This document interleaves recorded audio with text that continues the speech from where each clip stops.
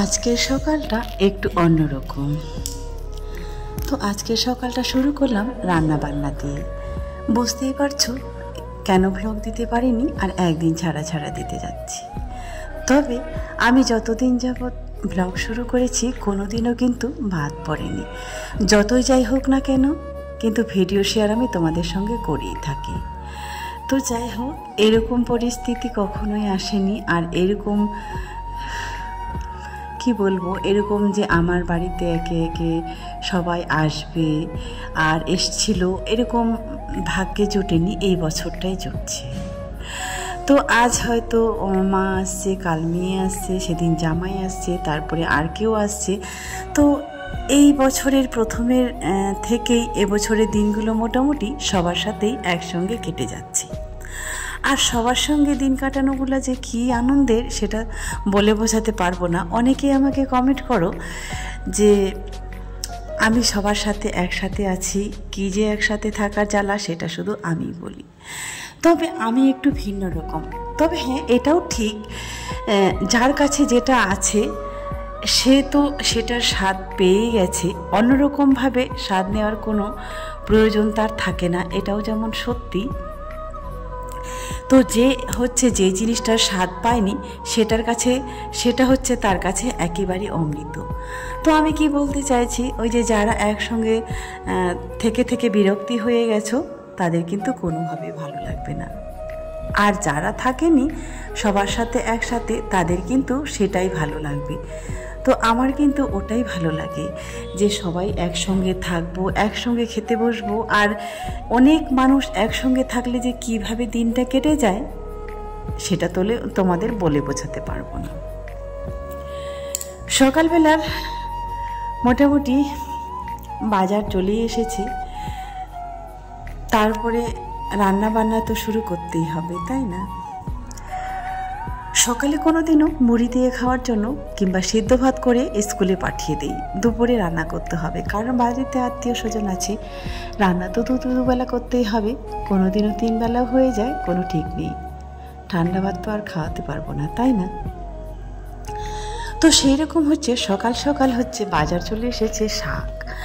তো এই শাকগুলা ওরা যেমন খায়নি, তবে নতুনভাবে খাচ্ছে, সেটার একটা অন্যরকম টেস্ট। আর আমি তো খেয়ে খেয়ে অভ্যস্ত, আমার কাছে কোনো কিছুই লাগে না। তবে এটার জন্য আবার অনেক সময় অপেক্ষা করে থাকতে হয়। প্রায় বাজারে দেখি কোনো সময় এই শাকটা একেবারে নাই বলতেই পাওয়া যায়। রোজ খুঁজে খুঁজে চলে আসি। জানি না এটা ওয়েদার অনুযায়ী হয় কি না, তবে কমেন্ট করে জানিও। মানে সিজন অনুযায়ী মনে হচ্ছে হয়, কারণ এই সময়টা আবার অ্যাভেলেবেল পাওয়া যায়। যখনই বাজারে যাই তখনই দেখি যে এখানে বাজারে শুরুতে কিংবা মাঝখানে কিংবা শেষের দিকে ব্যাগে করে বস্তায় ভরে নিয়ে বসে আছি। আর অন্য সময় অনেকবার খুঁজলেও কিন্তু পাওয়া যায় না। তো এখন দেখি প্রায় পাওয়া যায়। আর মা যবে থেকে এসেছে, মাকে বলেছি, মা এই শাকটা খেলে নাকি ঘুম হয়। আর যে কোনো শাকসবজি তো স্বাস্থ্যের পক্ষে উপকারী, তো সেটা তোমরা সবাই জানো। তো এই শাকটা সবাই বলে যে খেলে ঘুম হয়, ভালো হয়, চুল হয়, তবে আমি জানি না কোনটা। তবে মা বলছে ওদেরকে, তো ওরাও কিন্তু ওই শুনে মোটামুটি খায়। খুবই যে একটা ওদেরকে ভালো লাগছে তো সেটা আবার না, কারণ আমাদের নর্থ বেঙ্গলের খাওয়া দাওয়া আর এই শাকসবজি কিন্তু আলাদা, একটু আলাদা। যেমন এই শাকটা খাইনি। তারপরে চলো, কাজ করতে করতে এসেছি বেলকনিতে, কারণ এটাই দেখছি যে হুট করে মেঘলা মেঘলা আকাশ, কোথা থেকে যেন একটা বৃষ্টি চলে এলো। তো সেটাই দেখছিলাম, আর নিচে শাকগুলো দেখছিলাম। আজকে মোটামুটি দেখো মাত্র 2টা ফুল ফুটেছে, গুনে গুনে হাতে গোনা। এই কদিন আগে রোজ কতগুলো করে ফুল ফুটতো বলো তো, জানি না। তবে কেন আজকে হয়নি, এটাই 3টা দেখা যাচ্ছে। আর 2টা খুব সুন্দর ফুটেছে, আর একটা কিন্তু নেই। তো এটা হচ্ছে বন্ধুরা তার পরের দিনের কারণ কি বলো তো, যে ওই যে তোমাদেরকে বললাম ভিডিও যেমন করা হয়নি, শ্যুটও তেমন করা হয়নি। মা তো আমার কিডনির পেশেন্ট, তোমরা সবাই মোটামুটি এক এক করে জানো।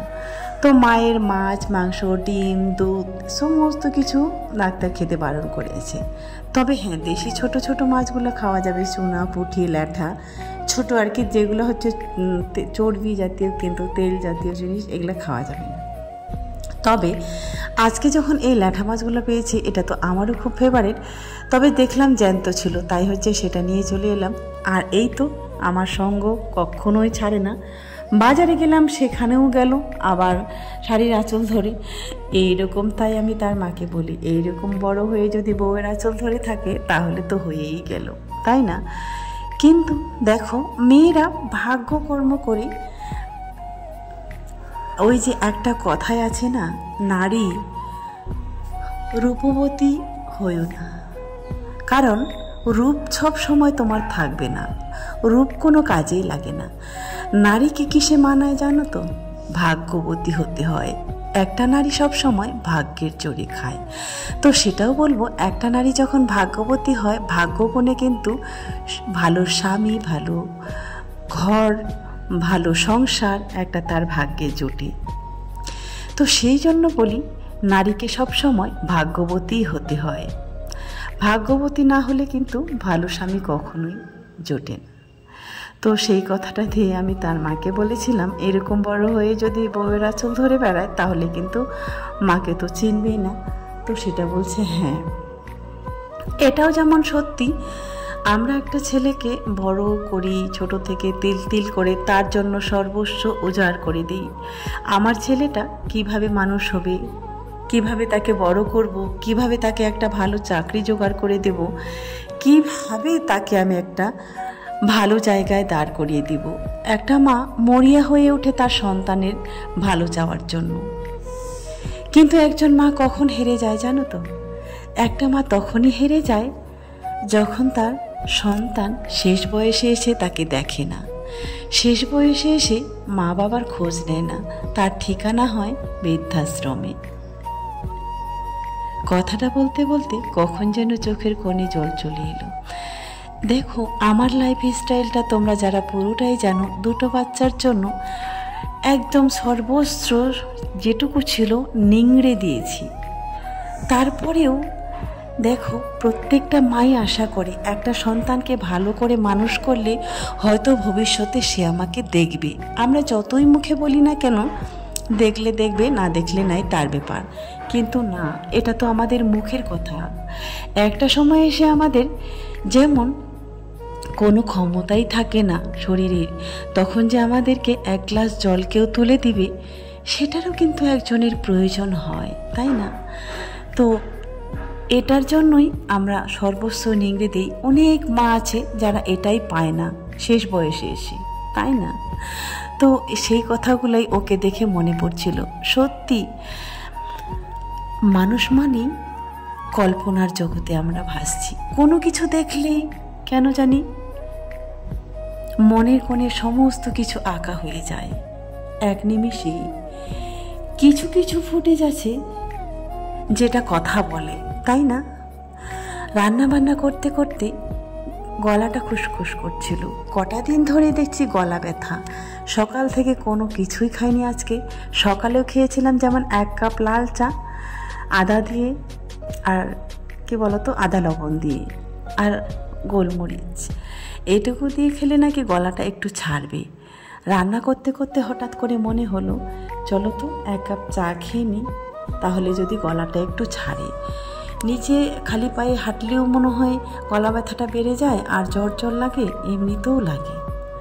তো সেই 1 কাপ চা খাচ্ছি আর এই রান্না বান্না চলছে। আজকে রান্না করছি এই ল্যাঠা মাছটাই 2 রকমের। এই ঝিঙা, আলু, টমেটো দিয়ে একটা হাতে মাখিয়ে রান্না করব, পাতুরি টাইপের, আর একটা করব লতি দিয়ে রান্না। তো চলো, ভাতটাও এদিকে ফুটে গেছে, আর ওদেরকে বললাম তোমরা একে একে স্নান করে আসো। আর রিয়া তো গেছে, রাজিয়া তো স্কুলে গিয়েছে, আস্তে আস্তে তার 5টা বেজে যাবে।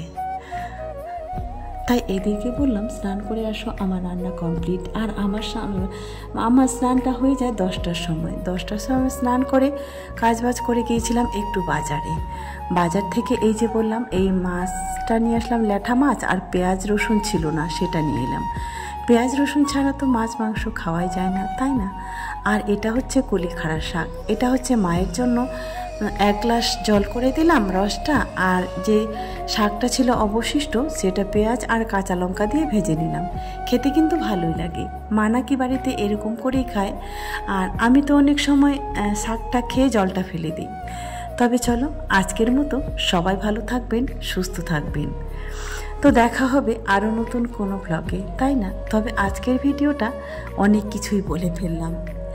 একজন নারী ভাগ্য করে এরকম স্বামী পায় যে তার শাড়ির আঁচল ধরে ঘোরে। এটাই ছিল আজকে ভিডিওর টপিক।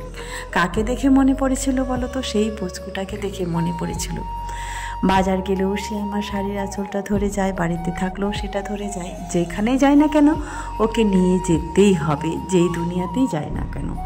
তো সেজন্যই আজকে তোমাদের অনেকগুলোই কথা বলে দিলাম। তবে লাস্ট ছিল এই তরকারিটা রান্না করেছি কচুর লতি আর আলু আর টমেটো দিয়ে।